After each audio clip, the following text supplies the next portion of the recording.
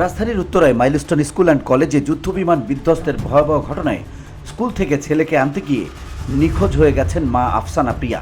তার ছোট ছেলে আফসান ওহি নিরাপদে ফিরে এলেও মায়ের কোনো খোঁজ মিলছে না। পরিবার জানায়, সোমবার সকালে ছেলেকে স্কুলে দিয়ে অভিভাবক পক্ষে অপেক্ষায় ছিলেন আফসানা। হঠাৎ ঘটে বিমান দুর্ঘটনা।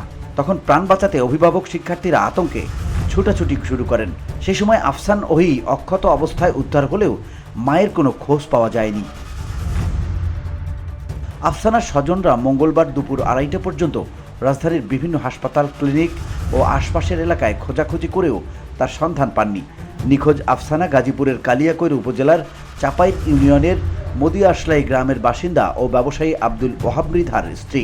আফসানার স্বজনরা জানান, আমরা ঘটনাস্থলে গিয়েও এখনও কোনো সন্ধান পাইনি। কেউ যদি তার খোঁজ পায় তাহলে অনুগ্রহ করে কন্ট্রোল রুম বা আমাদের সঙ্গে যোগাযোগ করতে অনুরোধ করবেন।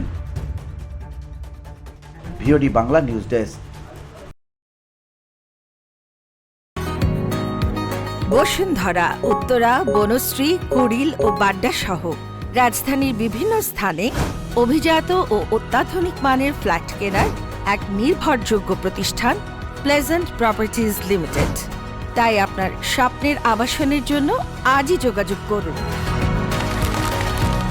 Pleasant properties limited, where destiny matches eventually.